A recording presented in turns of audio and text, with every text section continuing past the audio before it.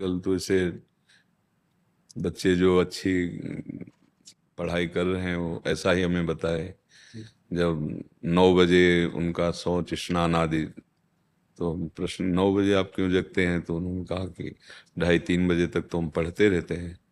तो अगर उसको ऐसा कर लिया जाए कि 11 बजे हम शयन कर लें, 12, 1, 2, 3, 4, 5, 6 घंटा हो गए, और 5 बजे उठ जाएं और फिर हम 9 बजे तक पढ़ाई कर लें।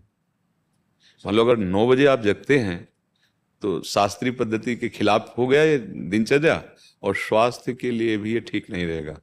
क्योंकि जब ब्रह्म मुहूर्त 4 बजे से लेकर के और 6 बजे के बीच में अगर शयन किया जाता है तो ब्रह्मचर्य हानि की विशेष संभावना होती है, और आयु, श्री, कीर्ति, तेज, इन सब की हानि होती, क्योंकि जगत को प्रकाश देने वाले भगवान नारायण सूर्यदेव पधार रहे हैं, हम सैया पे सो रहे हैं। हमने तो गांव में भी देखा है कि 4 बजे कोलाहल शुरू हो जाता है, सब जग जाते हैं। तो अगर हमें अपने को सही मार्ग में लाना है, तो जैसे हम 9:15 बजे, एक बार किसी विद्यार्थी ने बताया, शौच स्नान 9:15 बजे, हम 9 बजे जगते हैं, विद्यार्थी ने बताया, हम 2:30 बजे तक पढ़ते हैं। तो इसी समय को बदल लिया जाए। महाराज जी, सुबह जल्दी उठा, लेकिन जैसा रात में मन लग रहा है वैसा सुबह नहीं लग पा रहा है। क्योंकि आपका अभ्यास नहीं है ना, आपका अभ्यास नहीं, इसलिए ऐसा लग रहा है। लेकिन महाराज जी, ये लंबे समय तक ऐसा करके देखा तो परिवर्तन कुछ समझ में नहीं आया। नहीं, तुम कहिए नहीं, नहीं तुम्हारा परिवर्तन कैसी बात हो, अनुभव की बात है। तुम्हारे अनुभव गलत हो सकते हैं।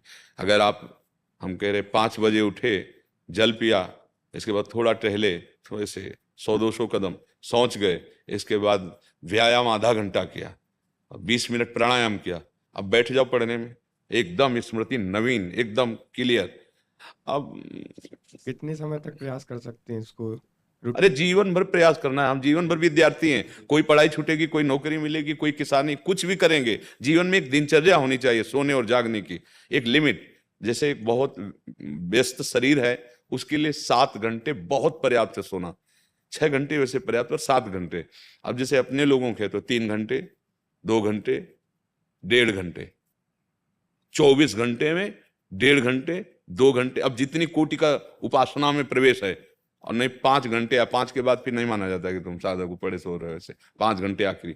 पर जैसे किसान आदमी, व्यायाम किए हुए, बहुत मेहनत करने वाला व्यापारी, 7 घंटे से ज्यादा नहीं रखा गया सोने के लिए। आप देखो, फिर वही हमारी बात आती है, दिनचर्या एक तेज लाती है, एक इसमें जो आप 6 घंटे पढ़ करके समझ नहीं पाओगे ना, वो 2 घंटे में आप 6 घंटे का काम निपटा लोगे।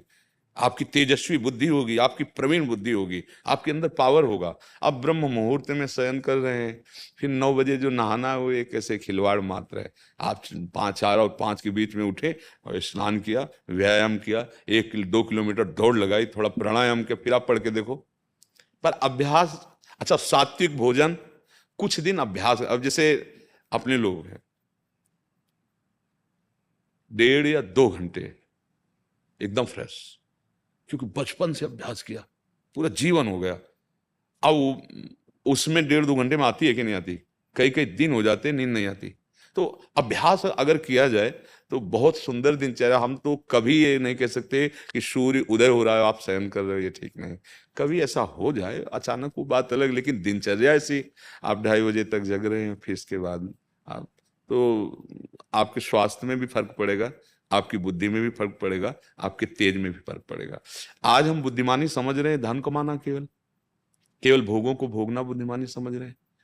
यही बुद्धिमानी मानी जाती है।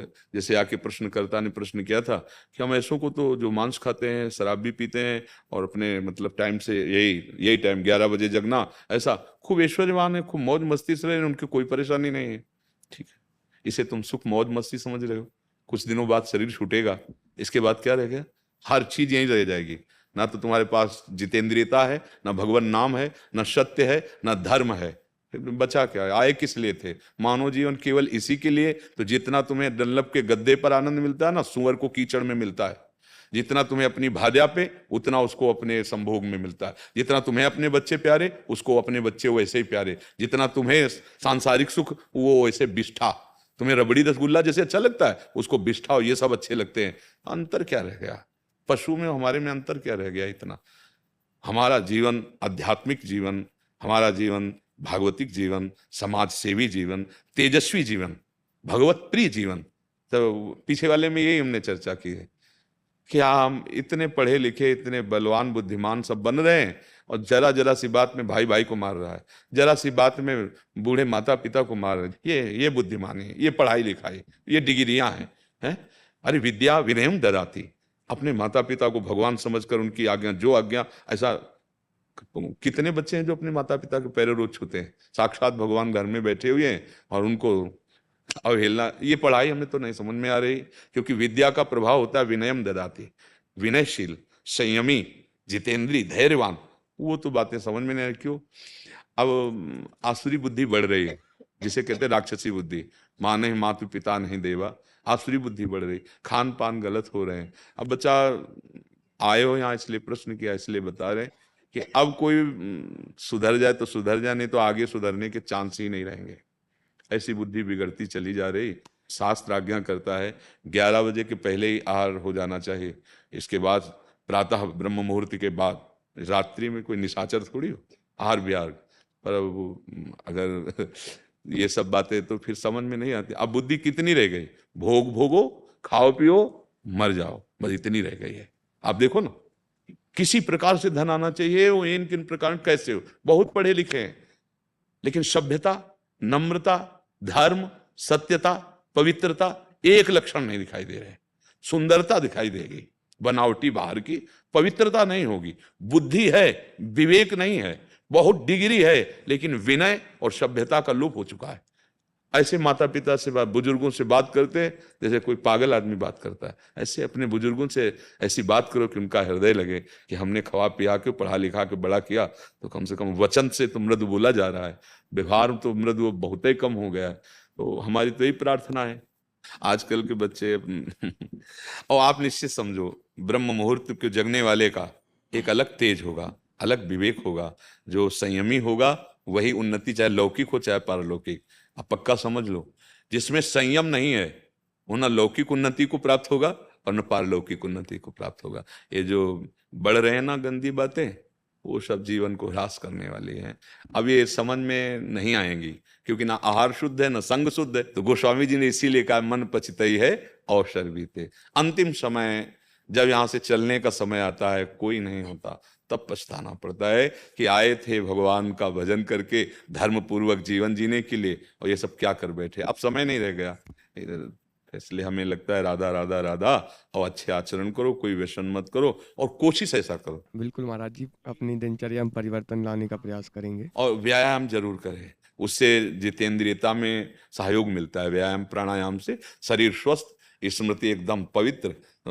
वो तो बहुत दवाइयाँ और ये सब ऐसा चल गया। एक बार आप हम तुम्हें देख लें, या एक बार आप हमें कोई बात बता दो, आप 10 वर्ष बाद पूछ लेना, वो दिमाग में टेप हो जाती थी। अब तो मतलब बहुत, अब ये एलोपैथिक सिद्धांत से ही डायलिसिस और उसकी औषधियाँ सब नहीं, कभी हमने टेबलेट नहीं पाए पीछे।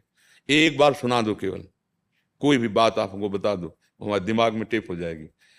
पवित्र स्मृति तो हम कह रहे 6 घंटे में जो तुम पकड़ रहे हो ना, 2 घंटे में काम पूरा कर लोगे, क्योंकि उतनी प्रवीणता आ जाएगी। तो इसलिए आहार शुद्ध रखो, अपनी दिनचर्या बढ़िया बना लो, तो जीवन भगवान की प्रसन्नता का हेतु बने।